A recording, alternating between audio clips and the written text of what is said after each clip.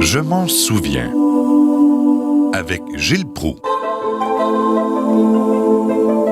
Chers amis, dans le cadre de cette série, Je m'en souviens, on s'attarde sur le régime français pour ce dernier volet et en même temps sur les activités à Montréal, Ville-Marie.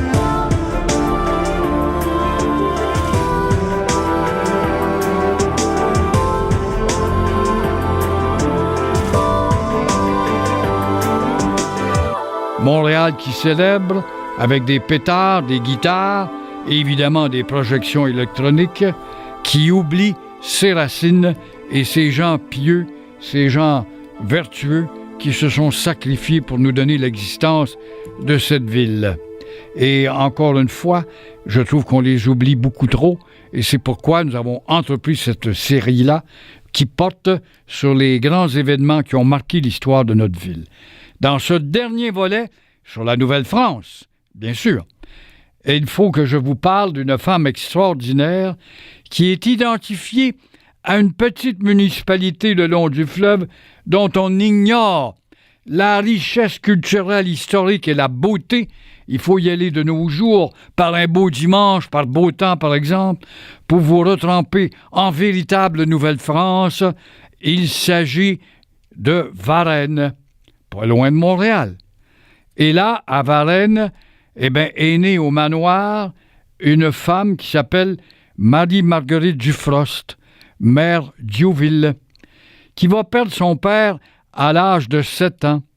Elle vit pauvrement auprès de sa mère et à l'âge de 10 ans, elle va être admise au pensionnat des Ursulines, mais 2 ans plus tard, elle revient aider sa mère qui est dans la misère et ses 6 frères et sœurs. En un mot, elle avait le cœur à partager. En 1719, sa mère va se remarier, mais ne peut pas assurer l'éducation de ses enfants.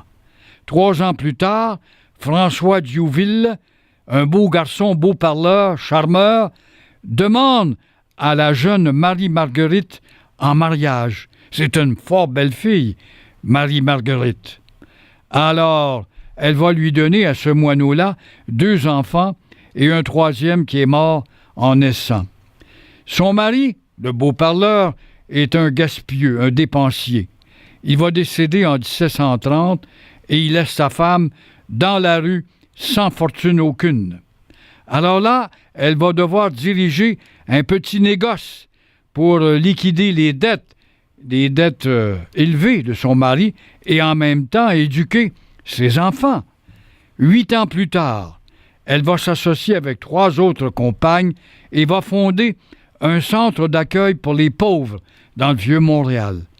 Sans aucun revenu, elle va aller de porte en porte mendier. Elle va demander de l'aide aux gens pour aider les plus pauvres, les plus nécessiteux. Et évidemment, elle va se faire cogner des portes sur le nez. Elle va subir les colibets, les insultes et les menaces même du public. Sacrez votre camp, quêteuse. Vous êtes une femme mal habillée. De mauvaise extraction, quoi.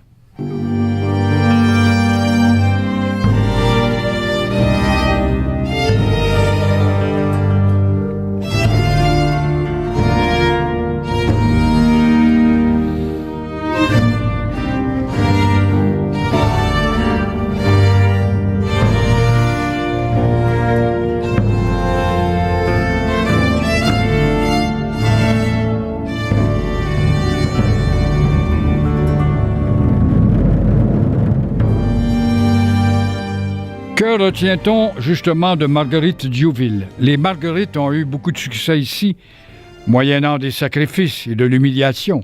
Marguerite Bourgeois, Marguerite Diouville notamment. Et aussi Jeanne Mance, qui n'a pas le prénom de Marguerite, mais l'œuvre de Jeanne Mance préfigure quand même ce que sera le ministère de la Santé plus tard. Et l'œuvre de Marguerite Bourgeois va devenir ce qui devrait être le ministère de l'Éducation. Elle est la première à implanter une école. Si on va à l'école aujourd'hui, vos enfants vont à l'école, chère maman l'écoute, dites-vous bien que c'est grâce à Marguerite Bourgeois, notamment.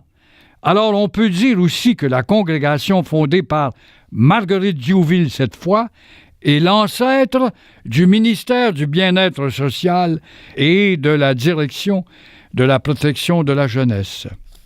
Les Sœurs Grises sont nos premières rebelles de la charité, les précurseurs des travailleuses sociales qui œuvrent avec les poquets de la société des misérables. Eh bien, elles doivent leur nom à une insulte. La population les accusait d'être saoules. Elles étaient grises. Être gris, ça voulait dire vous êtes ivres dans les rues. Alors, replongeons-nous donc encore une fois dans la situation sociale de l'époque. Là, place Diouville, dans Vieux-Montréal, 100 ans après la fondation de Ville-Marie. Montréal n'est pas devenu la nouvelle Jérusalem d'Amérique souhaitée par ces fous et ces folles de Dieu de l'époque. Mais elle va avoir encore un avenir grâce à une femme comme Marguerite Diouville. Ce ne sera pas pour vous une grosse nouvelle, mais les Montréalais, malgré l'importance de l'Église, n'étaient pas de moins grands pécheurs que les autres. La lie de la société, vagabonds, ivrognes, femmes de mauvaise foi, prostituées, n'a alors personne pour s'occuper d'elles, ces pauvres femmes. Et ces pauvres hommes aussi, quand même. Toujours est-il, c'est là qu'on voit le rôle que viendront assumer les Sœurs Grises qui, à force de frayer avec ces misérables, si peu respectables, auront leur part de mauvaise réputation. Elles récoltent donc la réputation de ceux et celles qu'elles fréquentent. Rappelons que Marguerite Diouville a eu une vie dure. Je vous le disais tout à l'heure, née à Varennes, tombe amoureuse à 21 ans, un beau parleur, François Diouville, la maltraite, il l'endette, puis il ne s'occupe pas de ses responsabilités. Mais comme il est un Soulon, il va mourir très jeune, mais la pauvre Marguerite va hériter de ses dettes. Elle aura des enfants à élever, à s'occuper aussi d'autres enfants bénévolement, des malades de l'hôpital général dont je parlais tout à l'heure. Les Sulpiciens, qui sont les maîtres de ce quartier Diouville, on est près de l'église Notre-Dame, l'actuelle église Notre-Dame, qui n'est pas encore construite en tant que telle, mais elle existe, c'est une autre église Notre-Dame qui est située à quelques pieds de l'actuelle. Toujours est-il que les Sulpiciens sont pas fous, ils ont des oreilles et des yeux, remarquent son énergie et son dévouement gratuit de cette femme. 3 jeunes filles nécessiteuses trouvent refuge chez elle. Et ainsi commence son œuvre caritative auprès des misérables. D'autres femmes vont finir par rejoindre sa communauté. Vous voyez que par son rayonnement, son action, à se faire lancer des colibets, parfois des cailloux, à être traitée de tous les maux, on la traite de malfrat et de tout ce qu'on peut imaginer comme vulgarité, elle réussit par sa persistance, cette Marguerite Diouville, à recruter des gens et à faire dire, après tout, c'est une femme charitable, c'est une grande chrétienne, elle aide son prochain. Toujours est-il que, voilà, qu'elles vont rejoindre d'autres femmes qui vont adhérer à sa communauté qui n'est pas encore tout à fait officialisée par l'archevêché de Québec.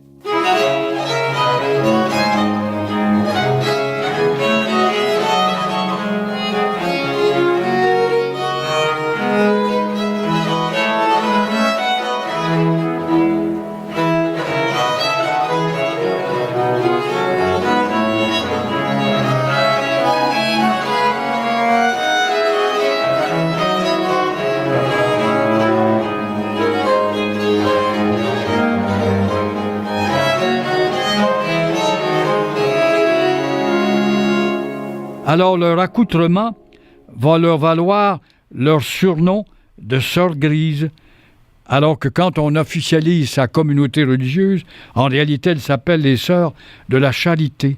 Mais elles répandent le nom de Sœurs Grises pour justement conserver le souvenir et se moquer de ceux qui se moquaient d'elles. Alors c'est des noms qu'elles ont conservés, ces noms de Sœurs Grises.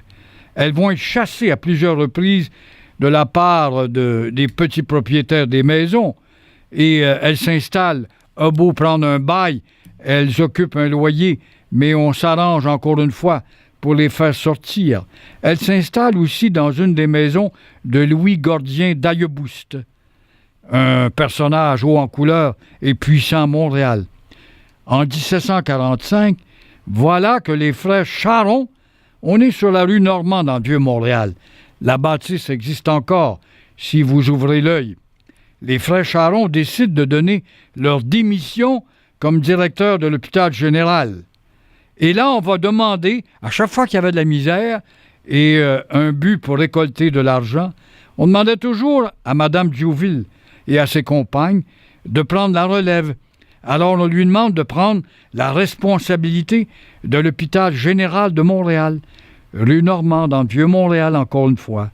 Mais les administrateurs de la colonie prétendent que ce groupe de femmes ne pouvait être apte à remplir les exigences d'un tel hôpital quand même. Ils vont ordonner que les biens restants de l'établissement soient remis à celui de Québec, à l'hôpital général de Québec, et que les sœurs grises puissent bénéficier de quelques mois avant de quitter les lieux. Alors, en apprenant la nouvelle, la population, ne voulant pas perdre l'hôpital quand même, là, tout d'un coup, vont se ranger derrière Mme Diouville. Ils vont faire des requêtes, des représentations que Mme Diouville devrait garder son poste. Voyez les contradictions de l'humain. En 1755, une année honteuse en Acadie, Monseigneur de Pontbriand, qui a remplacé Monseigneur de Laval, érigera la société en communauté régulière. Il reconnaît quand même, lui, Marguerite Diouville. Quelque temps plus tard, l'établissement va être transformé, je parle de l'hôpital Charon, et de nouvelles salles vont être ouvertes. Le travail acharné de ces formidables femmes va donner à Ville-Marie un hôpital digne de ce nom. Parce qu'à l'époque des frères Charon, c'était un hospice, il y avait des défaillants mentaux, des fous, des ivrognes, des éclopés, il y avait toutes sortes de monde. C'était beaucoup plus un hospice qu'un hôpital en tant que tel. Et voilà que maintenant, grâce à Marguerite, cet hôpital Charon porte le véritable titre d'hôpital. Et quelques années plus tard, elle va donner asile aux enfants abandonnés, aux orphelins. Elle va recevoir les félicitations du gouverneur anglais après la conquête qui régnait sur la colonie depuis 1762, voyez-vous. Ça, c'était les lendemains de veille, hein? Et lorsque l'hôpital va être la proie des flammes, les Sœurs Grises vont trouver un refuge à l'Hôtel-Dieu de Saint-Joseph jusqu'à sa reconstruction en 1766. Alors, l'hôpital que vous pourriez voir dans le Vieux-Montréal, si vous y allez par hasard, date donc du début du régime anglais. Après toutes ces privations et ces terribles épreuves, Mère Marguerite Diouville va être atteinte de paralysie et va succomber le 23 décembre 1771 et elle a été finalement béatifiée en 1990 par le pape Jean-Paul II. Elle est devenue aussi par la suite la première sainte née au Québec ou en Nouvelle-France ou au Canada et on a transporté ses restes qui se trouvaient sous le couvent des Sœurs Grises à l'angle de la rue René-Lévesque et Guy qui a été donné à des étudiants de Dawson et de l'école Concordia pour défigurer tout le passé français, bien sûr. Alors, on va donc transporter ces restes de là, parce qu'il y avait un petit cimetière sous les planchers de cette maison mère des Sœurs Grises, pour transporter ces restes à elles dans la belle église de la petite ville le long du Saint-Laurent qui s'appelle Varennes. Si jamais vous y allez, un bon dimanche, vous entrerez dans cette magnifique église, digne d'être une basilique, et voir son tombeau en granit qui est là et qui rappelle que cette femme a été fort importante dans notre histoire. On l'oublie trop.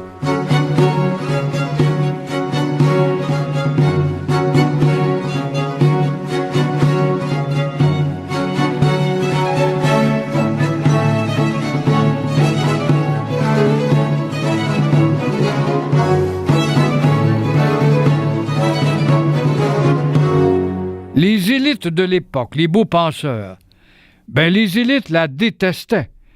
Et avec une haine qui nous paraît totalement exagérée aujourd'hui. Hey, côtoyer des clochards, des ivrognes, c'est indigne d'une religieuse, juge-t-on à l'époque. Certains vont même jusqu'à leur lancer des pierres. Et quand leur maison d'hébergement de miséreux passe au feu en 1745, la foule qui se marche autour des sœurs grises applaudit « On est content, bon débarras !» Ces dames qui sont méchantes alors qu'elles aidaient le prochain, misérables. « Bon débarras !» disait la chien-lit, la canaille, la foule, quoi. S'imaginait-on que la misère cesserait automatiquement si l'œuvre de Marguerite Diouville disparaissait? Comment pouvait-on poser des questions aussi stupides? Alors les robes noires ne les aiment pas, sauf un curé, mais aussi les élites, le très corrompu et pas très exemplaire Bigot, ce trafiquant qui aurait été incarcéré immédiatement dans un régime totalitaire. Il va finir quand même de beaux jours en Suisse, cette tête qui a contribué à la défaite de la Nouvelle-France. Alors le corrompu Bigot, le dernier intendant de la Nouvelle-France, et aussi M. de Beauharnois, un grand seigneur qui trouve ces gens-là nuisibles, inutiles dans les rues du Vieux-Montréal. C'est pas possible d'entendre ça, des élites quand même. Alors, par malveillance, elles vont donc faire perdre leur nouvelle maison à Marguerite Diouville, ce qui force la future sainte et ses sœurs à se constituer officiellement en communauté et à investir un vieil hôpital dont je vous parlais tout à l'heure, un hôpital qui est devenu un taudis, un hôpital décrépit, dont personne ne voulait plus, l'hôpital Charon, qui existe encore, je le répète, dans le Vieux-Montréal, rue Normand. 1753, c'est officiel, la Congrégation des Sœurs de la Charité de Montréal est enfin reconnue par l'Église, Monseigneur Vallier notamment, et l'hôpital va donc devenir l'hôpital général. En 1984, le pape Jean-Paul II fait de Marguerite Diouville la première sainte née en Nouvelle-France, au Québec. Oui, encore une fois, à Varennes. Quant à la misère humaine, elle n'a pas disparu, elle est encore là.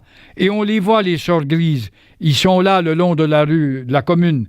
Quant à la misère humaine, eh bien, elle n'a pas disparu même de nos jours. Oui, la misère et les clochards sont de plus en plus nombreux, jeunes et vieux, hommes et femmes. Et le problème est toujours à discuter, mais ne disparaît pas. Et l'œuvre des sœurs grises de Marguerite Diouville est là, rue de la Commune, à l'accueil Bonneau, qui fonctionne encore de nos jours. Alors, vous voyez, oui, les travailleurs de rue qui se frottent à la misère, à la crasse, à la folie, pour aider leurs prochains, sont les héritiers spirituels de cette femme extraordinaire qui s'appelle Marguerite Diouville. La Fondation des Sœurs Grises a marqué chez nous l'apparition de la charité publique organisée. Et cette communauté des Sœurs Grises, ou des Sœurs de la Charité, eh bien, va connaître une expansion extraordinaire à travers tout le Canada, voire avec des missions dans le tiers-monde, voire aux États-Unis, au Minnesota notamment, comme vous voyez, cette petite communauté mise sur pied par une femme qui était pointée du doigt et qu'on la voyait comme une méchante louve, cette sainte femme, par son entêtement, aura réussi à faire exploser sa communauté et l'épandre un peu partout en Amérique et dans le monde. Mais étant ce que c'est, le catholicisme est au ralenti, les nouvelles générations ne répondent pas à l'appel et comme à peu près toutes les communautés, elles goûtent elles aussi à ce qu'on appelle le vieillissement de la population et la rareté du recrutement auprès des jeunes. Et puisque je vous parle de cette misère humaine et aussi de ces gestes altruistes des Sœurs Grises et de Marguerite Diouville en tête et de la difficulté à recruter de nos jours, il faut rappeler qu'à cette époque, la Nouvelle-France, il y a eu des événements majeurs également qui vont châtier les montréalistes, comme on les appelait. La moitié de la ville brûle. Nous sommes le 10 avril 1734. Ville-Marie est alors une ville peuplée d'à peine 5000 habitants. Elle compte une centaine de bâtiments et 46 d'entre eux vont être réduits en cendres. La rue Saint-Paul est dévastée presque au complet, peut-on imaginer. L'Hôtel-Dieu y passe. Plusieurs centaines de personnes se retrouvent dans la rue. Oui, l'hôpital L'Hôtel-Dieu de Jeanne Mance, qui était dans le Vieux-Montréal, y a passé. Et heureusement, c'est le début du printemps. Alors, rapidement, on soupçonne une personne. Je dis heureusement, c'est le début du printemps parce que, évidemment, il était facile de se loger soit sous la tente ou trouver des bonnes gens pour nous loger en chambre ailleurs. Si ça avait été l'hiver, eh bien, la misère aurait été encore plus intense. Mais, oui, il fallait quand même accuser quelqu'un. Et on soupçonne une incendiaire. Elle s'appelle Marie-Joseph Angélique. C'est une esclave noire, originaire du Portugal. Elle est venue s'établir en Nouvelle-France depuis une dizaine d'années, amenée par son maître ici. Alors, cette pauvre fille aurait craint d'être vendue parce que la rumeur disait que son nouveau patron voulait la vendre à quelqu'un d'autre. Elle ne voulait pas quitter la Nouvelle-France et le Vieux-Montréal. Pourquoi? Parce qu'elle était amoureuse d'un certain Claude Thibault, qui venait de sortir de prison. T'as pas un gars très exemplaire, hein? Et c'était pour fuir qu'il se disait, moi, ton amant, ma chère Marie-Angélique, on va trouver les moyens de foutre le camp de Ville-Marie et s'en aller quelque part du côté de la Nouvelle-Angleterre. Alors, c'est pour fuir avec cet amant peu recommandable que la jeune femme de 29 ans aurait mis le feu à son grenier afin de faire diversion, donc, pendant son évasion vers la Nouvelle-Angleterre, vers Boston. 2 mois plus tôt, elle avait déjà essayé d'effectuer ce voyage. Et c'est ça qui va allumer les soupçons, en plus d'allumer le feu. Mais les autorités l'avaient déjà rattrapée 2 mois plus tôt. Le procès de Marie-Angélique fut l'un des plus importants de l'histoire de la Nouvelle-France. Une vingtaine de personnes vont venir témoigner contre elle. Quant aux autorités en place, elle menaçait déjà l'accusé. Était bien placé pour instruire un procès en toute honnêteté. Alors, on la menaçait déjà et en vérité, on la tenait déjà pour coupable avant même de commencer le procès.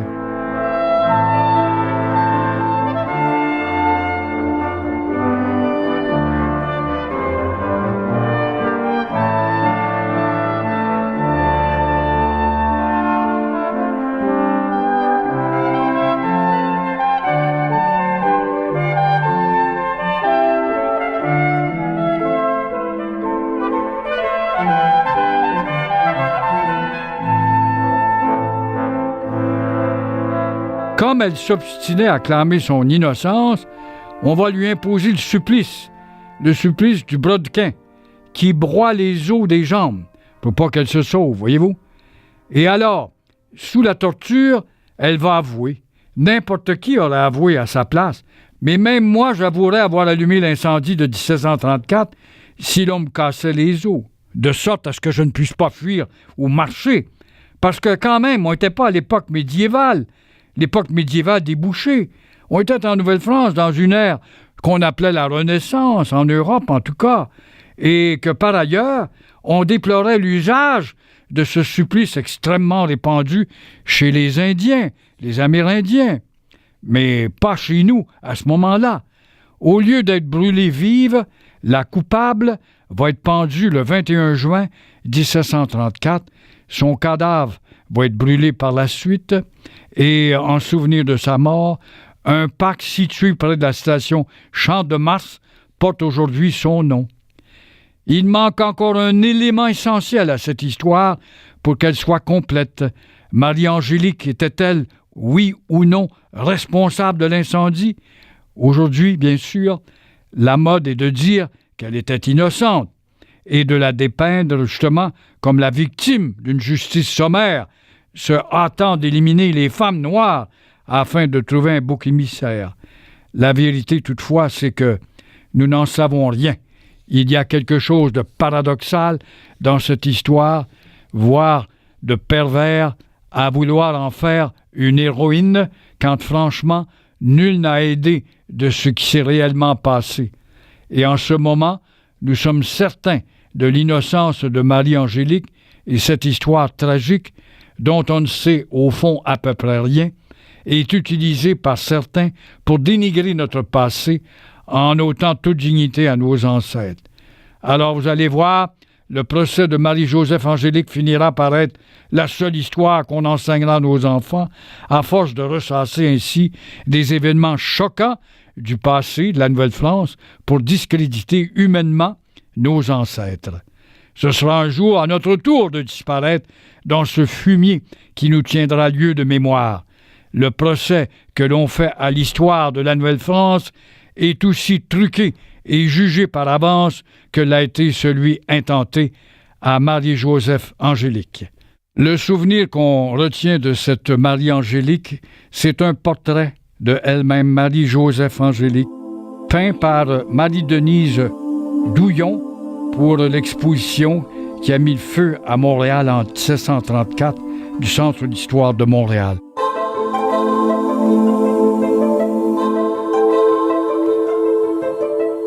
Et voilà, chers amis, c'est ainsi que ça se termine pour aujourd'hui.